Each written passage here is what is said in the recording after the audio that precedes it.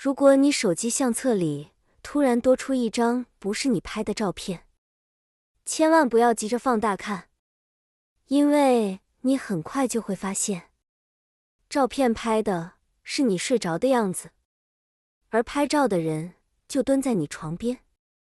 相簿多一张，千万别放大看。如果你手机相册里突然多出一张照片，千万不要第一时间放大看，因为你会在那一秒明白，那不是你拍的，但拍的人离你很近，近到你睡着都能被对焦。我离开家乡到这座城市念书后，手机几乎就是我的第二条命。课表打卡、社群聊天、缴费叫外送，连租房水电也靠它。我不是那种会乱下载奇怪 app 的人，也没在玩什么灵异软件，最多就是睡前刷短片，刷到眼睛酸。那天期中考刚结束，我累到像被抽干，回到租屋处洗完澡，头发半干就倒在床上，手机插着充电线放在枕头旁。我还记得我花到一半，眼皮一直往下掉，最后一眼看到的画面是消息列表，然后就睡死了。我醒来的时候天已经亮了，窗帘缝透进来的光像刀片，手机还在枕头旁边，电量却只剩下1。我愣了一下，因为我明明插着线，充电头也没松，充电线也插着，手机屏幕上却跳着红色电池，像它整晚都在耗电。我第一个想法是线坏了，第二个想法是我睡觉翻身压到线，第三个想法才比较怪。手机通知栏多了一个我没印象的提示，相机已启动。我盯着那4个字，心里一瞬间有点不舒服，但很快被我自己压下去。可能我睡前手滑开到相机，没关好，相机黑屏在后台耗电，很合理。我起床上课，中午回来顺手买了新充电线，晚上睡前还特地把相机全线检查一遍，没有陌生 app， 没有开放奇怪权限，相册也很正常。我甚至把手机重启，觉得自己小题大做。第二天晚上，我又累到不行，上完社团回家，趴在床上刷手机，刷到一半我突然感觉屏幕亮度好像自己跳了一下，不是那种自动调光，比较像有人按了侧边键，一下子暗，一下子又亮。我抬手碰了碰手机，它又恢复正常。我当作是系统抽风，继续刷。半夜我醒了一次，也不是被声音吵醒，是那种你睡到一半突然翻身，眼睛半开，看到房间还是黑的，就会放心再睡。我那一瞬间看见手机屏幕是亮的，但亮得很怪，不是壁纸，也不是通知，像相机预览那种黑黑的画面，中间有一个小小的对焦框。我想伸手去按，眼皮又沉下去，下一秒我就又睡着了。隔天早上，手机电量又只剩2，我坐在床上盯着它，那种不舒服变得更明显，因为我开始确定一件事，我睡前都有插着充电，而且线是新的，不可能2晚都充不进去。我把手机拿去客厅插着测试，充电正常。我把同一条线拿去床边插，也正常。只有我睡着的那段时间，它像被什么拖着一直耗电，像整晚有人在用。那天下午我跟朋友讲，朋友笑说，你是不是在梦游刷手机？我也笑，因为我也希望是这样，梦游至少还是我。比起别的可能性，梦游算温柔。那晚我决定做一件很蠢但很有效的事，我把手机设成省电，把屏幕自动关闭时间调到最短，把指纹解锁关掉，改成只有密码才能进。我还把相机快捷键关了。最后，我把手机放到床边小桌子上，不是枕头旁。我甚至故意把手机镜头朝下，像在跟自己说：好，你要拍，我就偏偏让你拍不到。我躺下，盯着天花板，等睡意上来。房间很安静，安静到你会听到自己吞口水。就在我快睡着的时候，我听见一个很轻的震动声，不是消息那种连震，就是一下，像有人碰了一下桌子。我睁开眼，手机屏幕亮着，我明明把它锁死了，它却自己亮了。我撑着不动，想看它会不会自己按掉。结果屏幕亮了几秒后，画面跳了一下，变成相机。你知道那种感觉吗？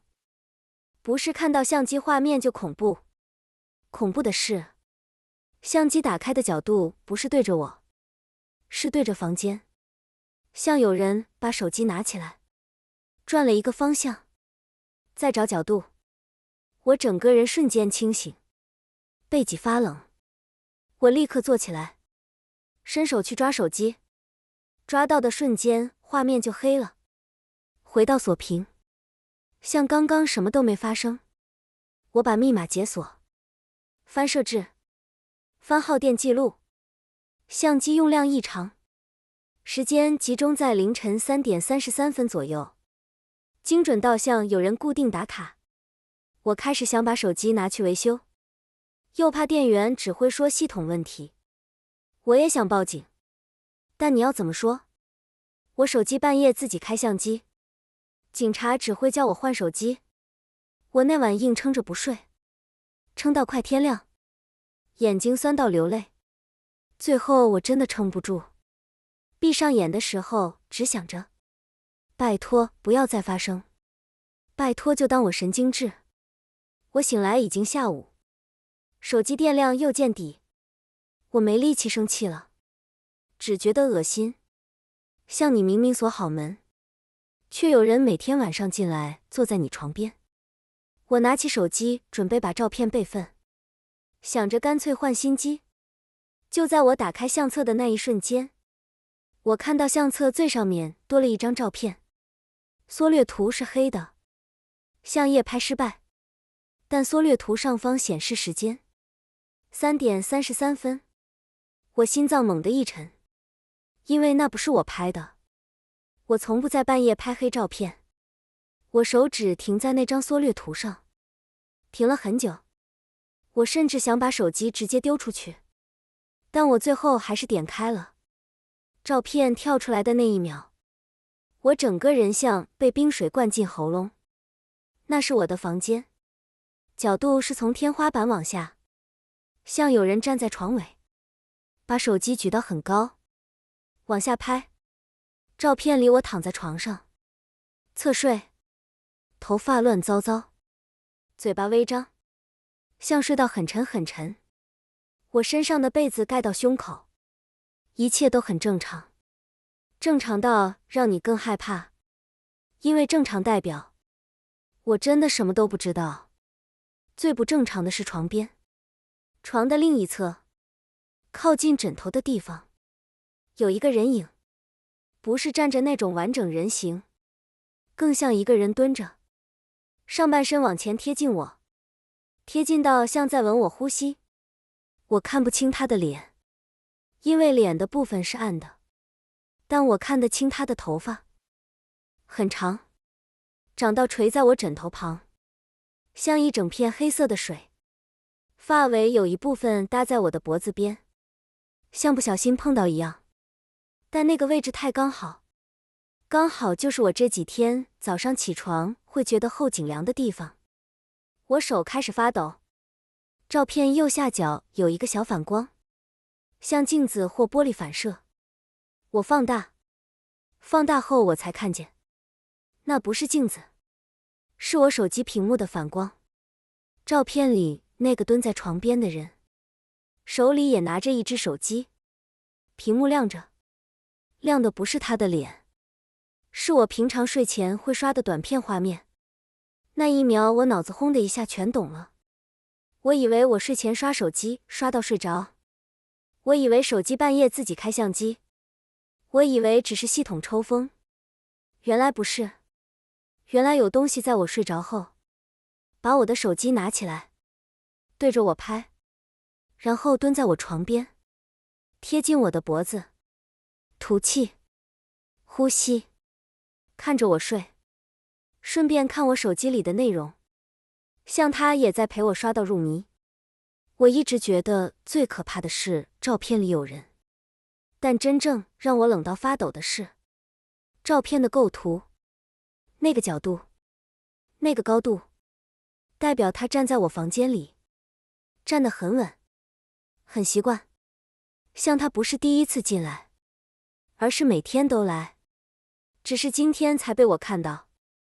我把手机摔到床上，整个人往后缩，背贴着墙。我不敢看房间的任何暗角，我不敢去想他现在在哪里，因为只要他能拍到这张照片，他就一定离我很近，近到我只要转头，也许就会看到一张贴在我枕头旁的脸。我冲去开大灯，灯亮起来，房间空得可怕，什么都没有，更像证明，他不是躲在哪里，他只是可以在你看不见的时候出现，在你看得见的时候消失。我第一反应是把那张照片删掉，像只要删掉就能当作没发生。我点删除，在清空最近删除，做得很快，快到像在处理垃圾。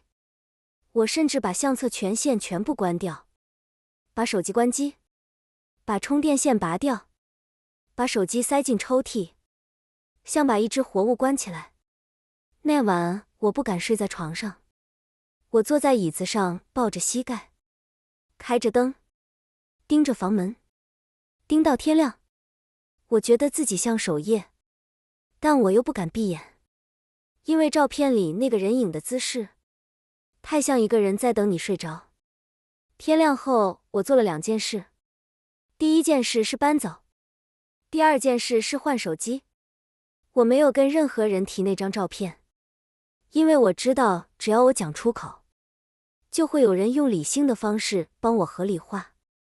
什么黑客，什么账号被登录，什么自动备份，什么你是不是做梦。可是我看过那张照片，我知道那不是理性可以解释的角度。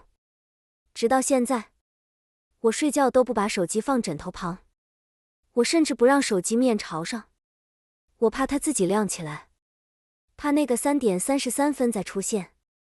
更糟的是，我开始害怕相册，因为相册是唯一会把真相砸到你脸上的地方。你平常可以假装没事，可以说服自己那几天只是太累，可是只要相册里多出一张你没拍过的照片，你就会在1秒内明白。你以为你在一个人生活，其实不是，你只是一直没被拍到而已。